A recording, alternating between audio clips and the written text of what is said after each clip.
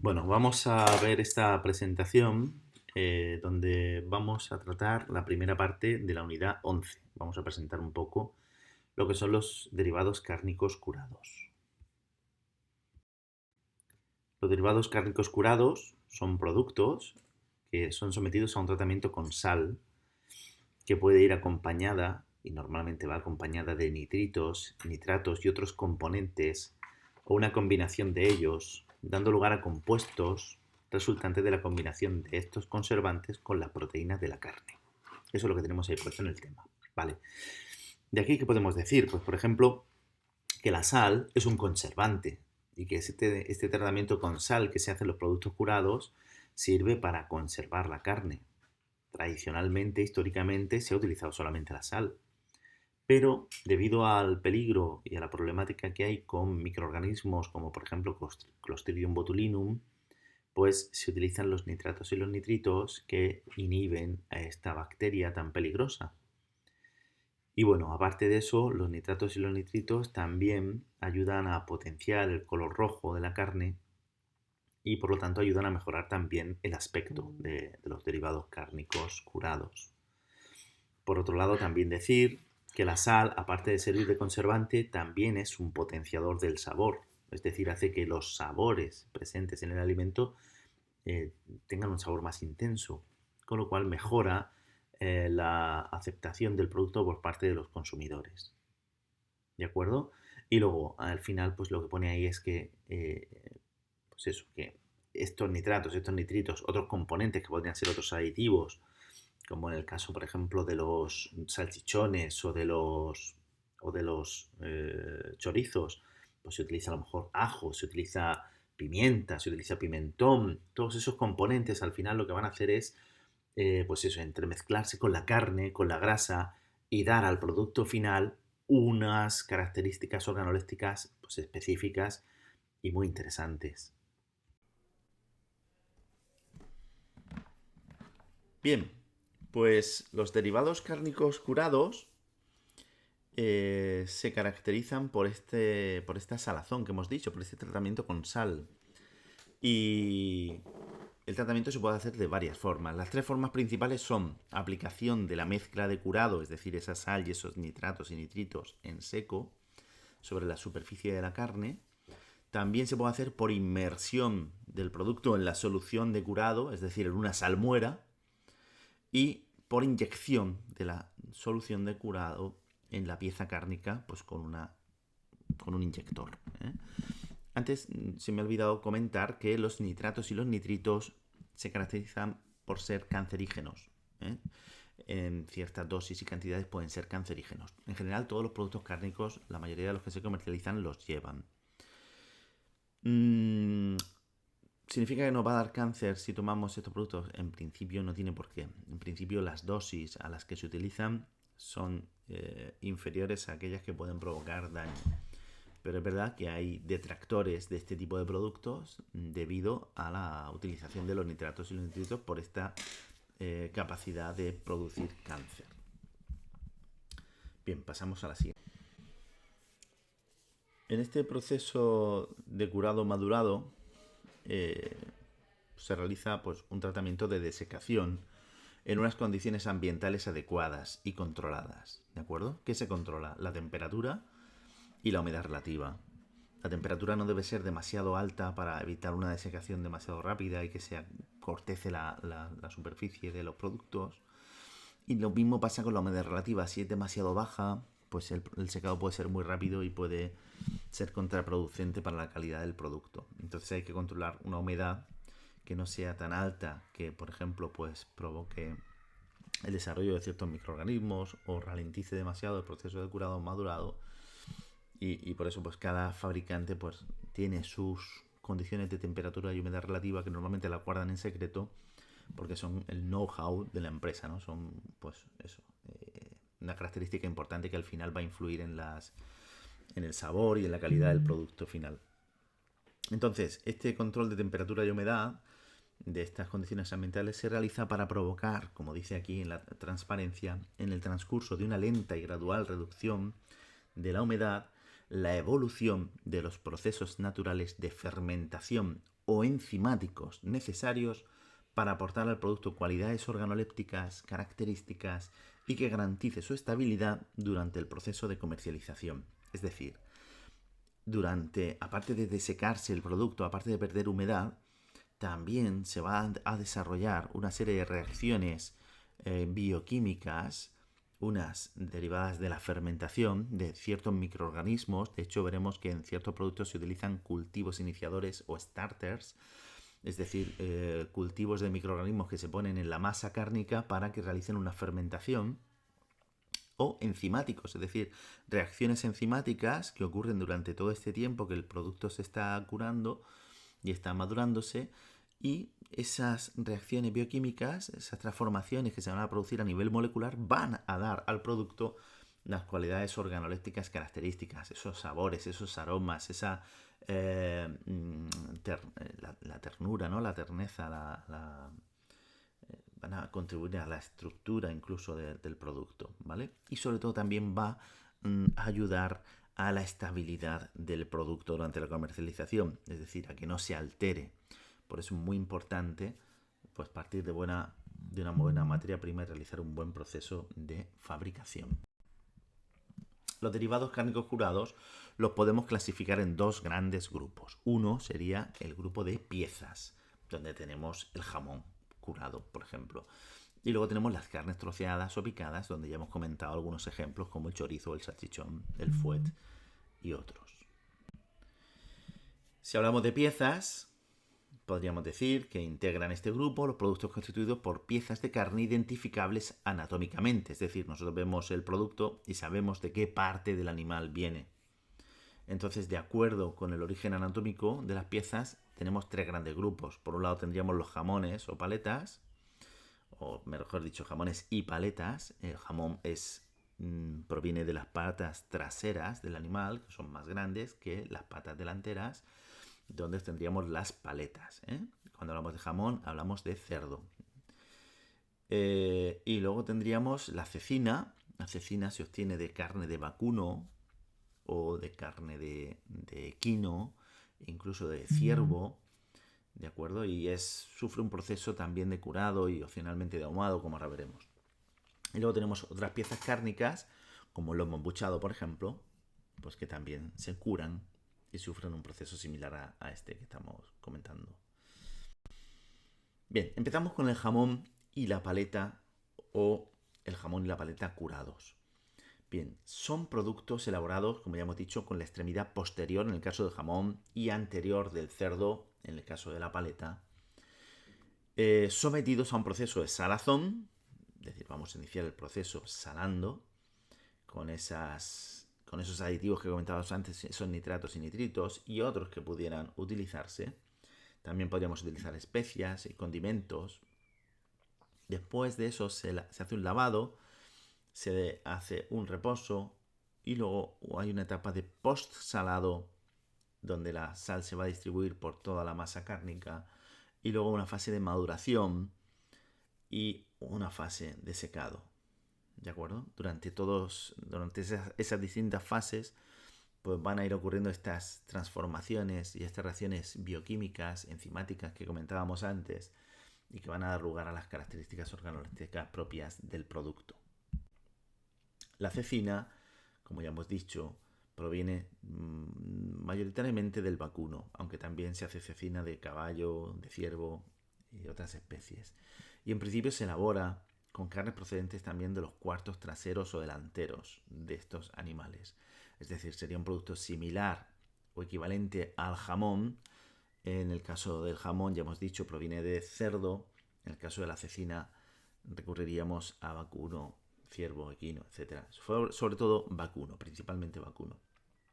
Es un producto de origen español y bueno, el proceso que sigue es similar al que hemos comentado para el jamón. Es decir, hay una salazón, hay un proceso de salazón inicial y posteriormente un proceso de curado y maduración, durante el cual se van a desarrollar las características organolépticas propias. Opcionalmente puede someterse a ahumado. En el jamón no lo hemos comentado, pero aunque aquí en España no se hace ahumado, en otros países sí que se ahuman los jamones. Y luego tenemos otras piezas cárnicas que, como decíamos, son pues otros productos elaborados con piezas de carne o piezas esencialmente grasas, identificables anatómicamente, sometidas a salazón, seguido de un curado maduración. Y puede elaborarse con piezas enteras, deshuesadas o con sus correspondientes paquetes musculares. Ahora pondremos algunos ejemplos. Dentro de estas piezas tendríamos, por ejemplo, pues la panceta curada, el bacon adobado curado, el tocino salado, que utilizamos, pues, por ejemplo, cuando hacemos el cocido, la panceta salada, la pechuga curada, pechuga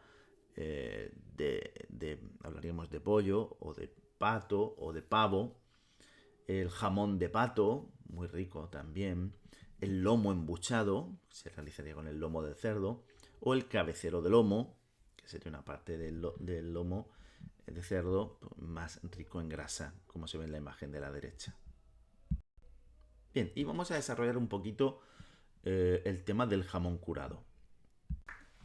Pero se está de Si hablamos de tipo de jamones según la raza, pues tendríamos los jamones curados y serranos, como ya hemos dicho, los ibéricos y el chato murciano.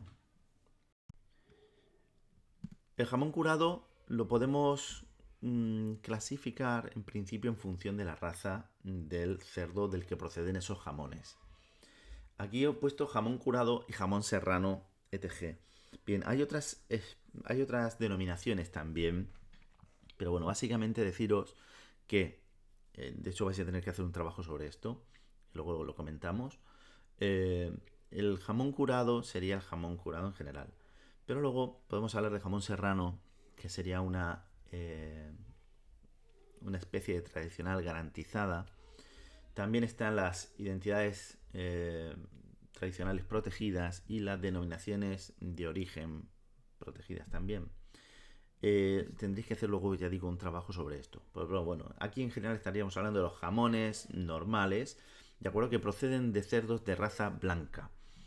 Y dentro de los cerdos de raza blanca, pues destacan estos que he puesto aquí: el Duroc, el Pietrain, el Landrasse y el Large White. Según la raza, el jamón ibérico pues procede de cerdos de raza de la variedad retinto, principalmente. Y son cerdos que se caracterizan por tener la silueta estilizada, patas finas y largas, el hocico afilado y la coloración oscura de la piel y pezuñas. Por eso se le llama pata negra, porque tienen esas pezuñas negras de color oscuro. En esa foto pues podéis ver ese aspecto que ellos tienen vivos. Dentro del jamón ibérico tenemos distintos tipos. Uno sería el jamón ibérico de bellota, que son jamones que proceden de animales que se sacrifican después de haber estado toda su vida alimentados solamente con bellotas, hierbas y otros recursos naturales de la dehesa, sin aporte de pienso suplementario. Es decir, estos cerdos, el jamón ibérico de bellota, es cerdo que se ha alimentado en el campo y en ningún momento se le ha dado pienso. Luego tenemos el jamón ibérico de cebo de campo.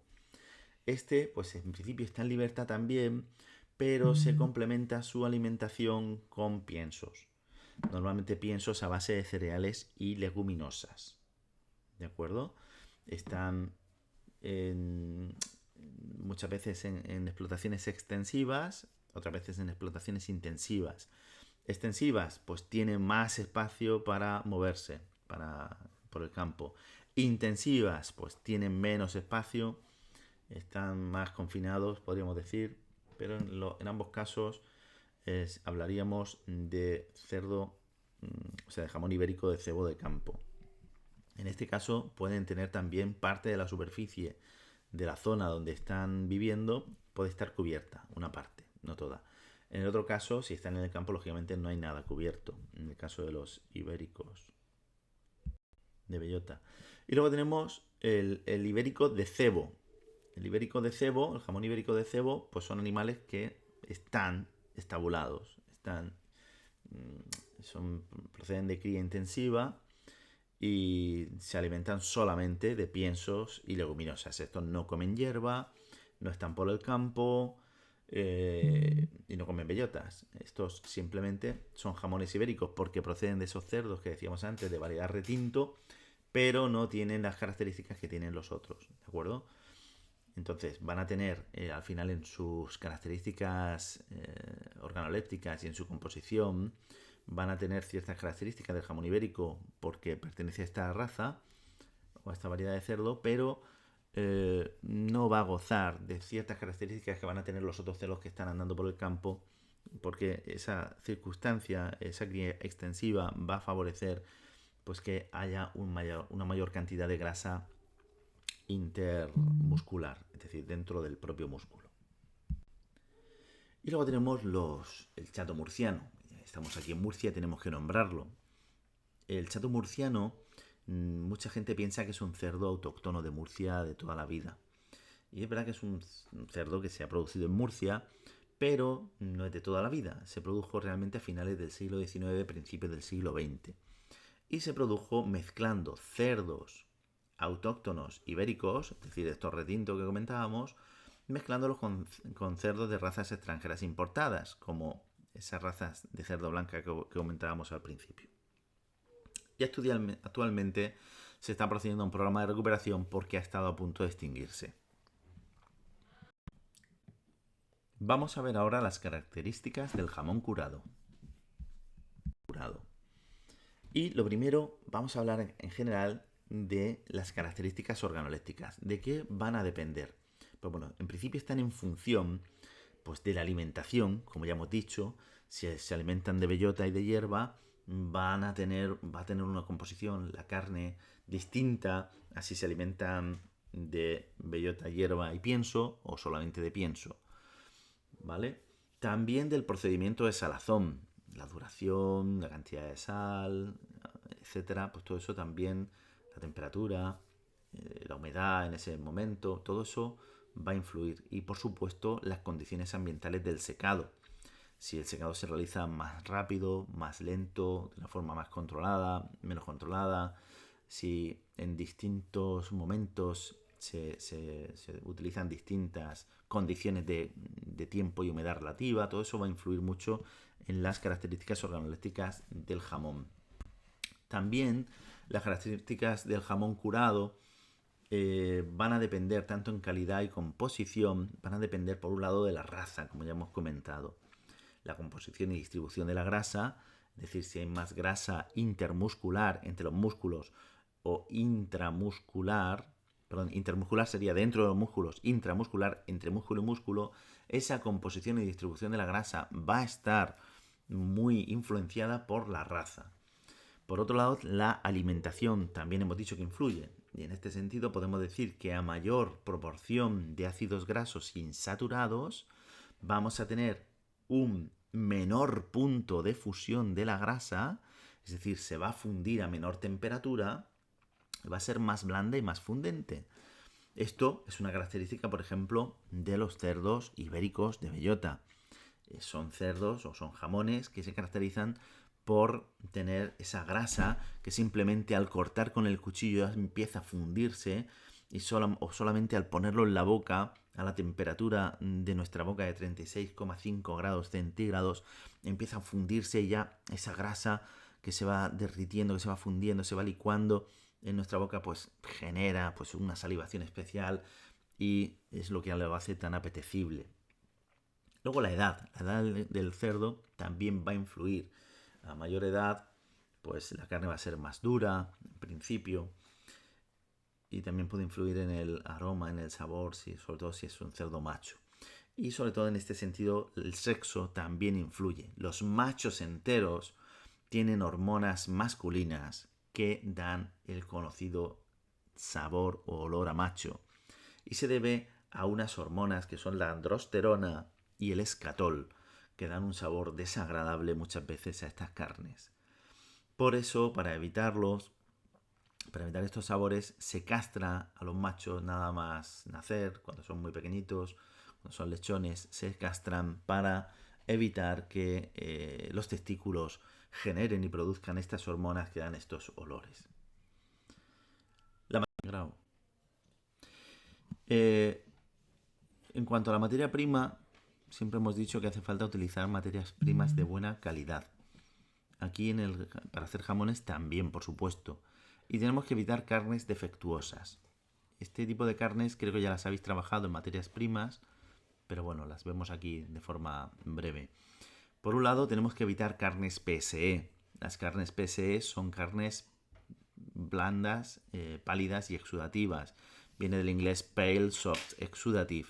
Y son carnes que tienen una baja capacidad de retención de agua, poseen abundante fluido extracelular, con lo cual van a gotear mucho, van a exudar mucho. Y esa gran cantidad de líquido pues va a hacer que tomen la sal muy rápidamente, que se distribuya muy rápidamente en la carne. Eso podría provocar una acumulación excesiva de sal en el jamón. En la foto que os he puesto veis que en la parte de la izquierda tenemos una carne muy pálida con un pH de menor de 5,5. Ese tipo de carne sería la que se corresponde con estas carnes PSE. Y luego en el lado contrario de la imagen tenéis una carne muy oscura con un pH de 5,6 a 6,2, que sería la que se corresponde con las carnes DFD. DFD viene del inglés Dark, Thin and Dry y significaría pues carnes oscuras, firmes y secas. En este caso la penetración de la sal es lenta, ocurriría lo contrario que en las carnes PSE.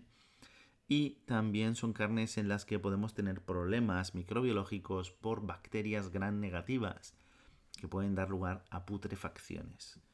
Esto por supuesto no es deseable y debemos evitar este tipo de carnes, tanto unas como otras.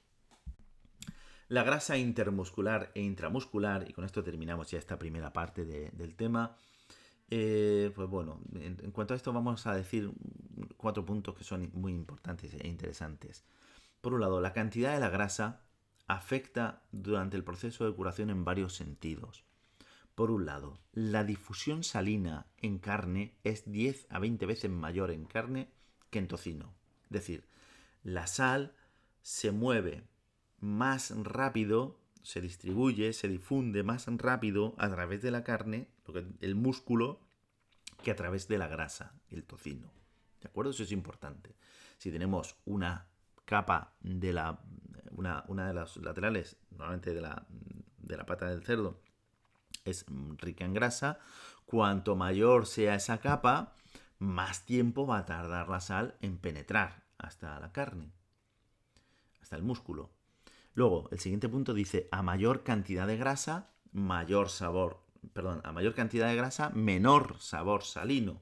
Es decir, la misma cantidad de sal vamos a percibirla en la boca mucho más salada si está en el músculo, si está en lo que es la carne, que si está en la grasa.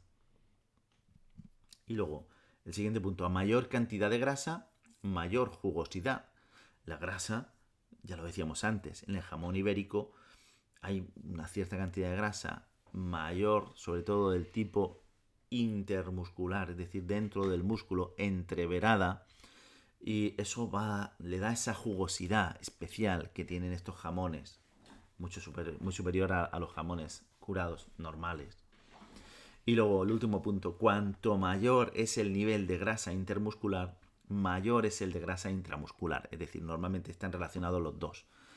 Si hay más de uno, suele haber más del otro también. ¿De acuerdo? Bien, y con esto terminamos esta primera parte del tema. Yo os propongo esta tarea que la tenéis en el aula virtual. Se trata de investigar sobre los distintos tipos de jamones curados que existen en España y realizar una infografía en Canva destacando las principales características de cada uno de ellos. No hace falta que expliquéis muchas características, simplemente una o dos que los diferencien un poco del resto, ¿vale? Entonces pues podéis poner el jamón ibérico, el jamón curado, el jamón serrano y otras denominaciones de origen o ETGs, como hemos comentado, como el jamón de Teruel, el jamón de Guijuelo, etc. Podéis intentar buscar por ahí alguna imagen de estos jamones y poner al lado pues una o dos características de esos jamones, que podría ser pues la zona geográfica donde se producen o alguna característica en cuanto a sus propiedades organolépticas. En el aula virtual, en la tarea, os he dejado una serie de enlaces en los que podéis buscar información y bueno, aparte tendréis que buscar información en otras páginas, ¿de acuerdo? Dejamos entonces esta tarea abierta hasta la semana que viene. Tenéis más información, como digo, en el aula virtual. Si tenéis alguna duda, no dudéis en consultarla a través del foro de dudas. Venga, hasta luego.